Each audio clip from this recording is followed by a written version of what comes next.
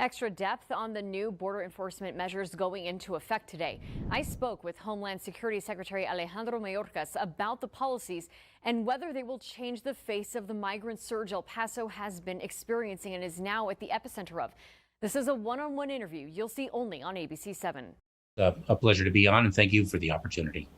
So first of all, I saw the updated enforcement for immigration that was released today by the Department of Homeland Security.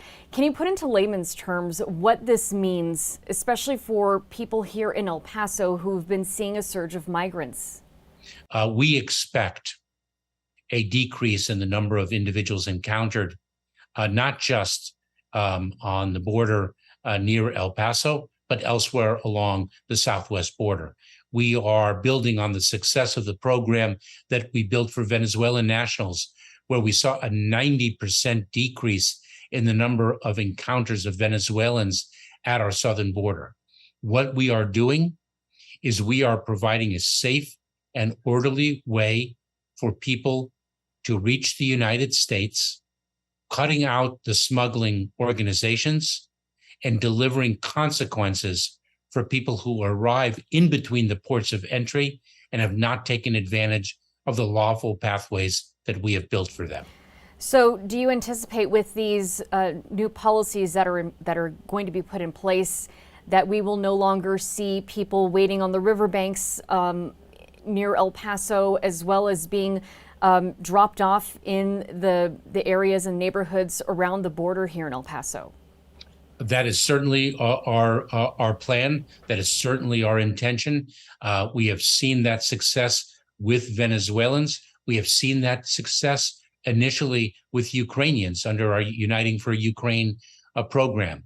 It is not only a parole program that we have extended to Haitians, Nicaraguans, Cubans, Venezuelans, but we also have a phone application, CBP-1, that allows migrants to make appointments at ports of entry so that they can arrive at a port of entry in an orderly way at a pre-designated date and time, and avoid the encounters of irregular migration in between the ports of entry that the residents of El Paso have seen so markedly over the last few weeks. In addition, we will be issuing with the Department of Justice a regulation that provides that individuals who do not take advantage of the lawful pathways that we are providing for them and that have not sought asylum in countries through which they have traveled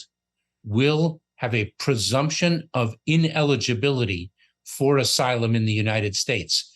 We are building lawful pathways and imposing consequences when people do not take advantage of those lawful pathways. Would you call this, just part of it, part of the solution? What is comprehensive immigration reform? Let me say this. Everyone is in agreement, Stephanie, that our immigration system has long been broken and needs to be fixed. Congress has not accepted its responsibility to fix it, despite the fact that everyone agrees on the need for it.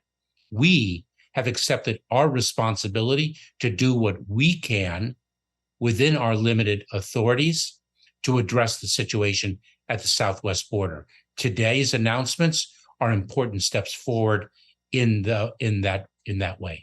President Biden's going to be coming to El Paso on Sunday. Will you be accompanying him? And can you give us an idea of what the president will see when he comes to the border?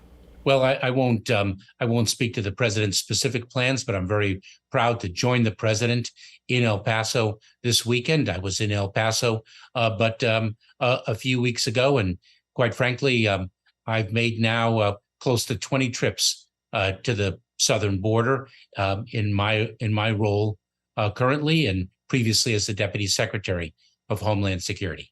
And you've been here. Are you urging the president to come and see the riverbanks for himself and to see the drop-off points in the neighborhoods in El Paso where migrants have been essentially living on the streets? Are you urging him to see that? Stephanie, the president decided to visit El Paso. That was his decision. I'm very proud to join him. Okay, Secretary, thank you for your time today. I really appreciate it. Thank you so much.